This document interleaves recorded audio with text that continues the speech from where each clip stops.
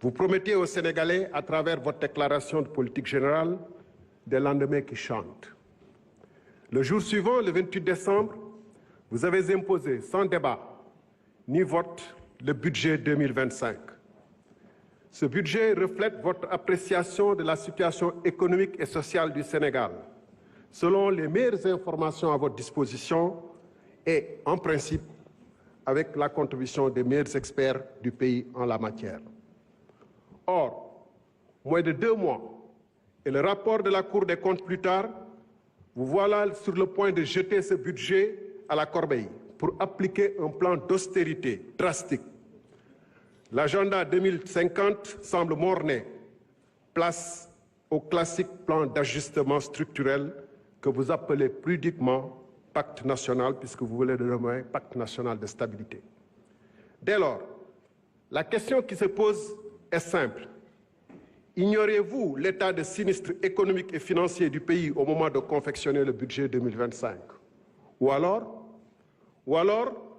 aviez-vous choisi sciemment de présenter des projections sans rapport avec la réalité?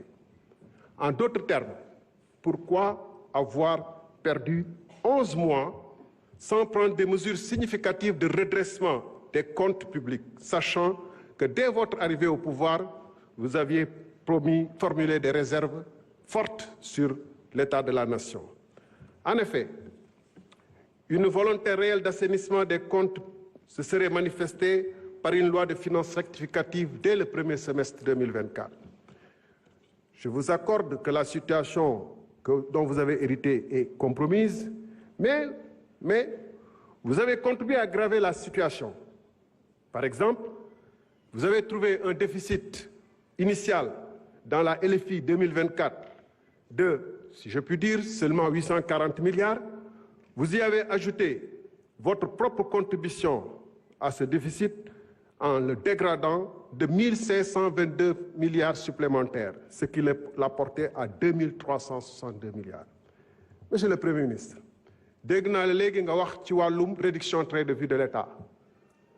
fa ma njëkkoon xalaat ni foofu ngay tàmbalee mooy fonds politique yi nga xam ne da nga waxoon yow di dafa araam.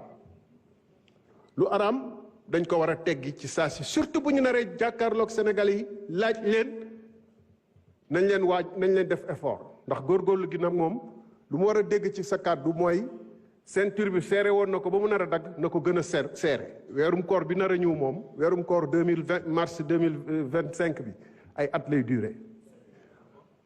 Donc dafa mel ni waa ji ne woon man li may naan sàngara la waaye bu duggee ci sama biir day nekkaat meew. Fonds politique bi dafa araan waaye man mun naa ko lekk. ci noonu agence yi nga xam ne da ngeen ko tàmbale woon régime bi fi jàll ak lu mu yees ba mu ñëwee rek dafa supprimer agence naam yokkaat na ko. Lu tax tàmbale woon dès 2024 wàññi agence yi waaye mercredi bu ne ngeen nommé ba léegi ngeen ne doog a gis ni que réew mi attanu ko. Booba nag université yi am na ñu bëri ñoo xam ne ay vacataires ñoo fay jàngale université yu bëri. Booba yéen a ngi recruter ay chargés de mission alors que am na ay médecins yu taxawal ci réew mi.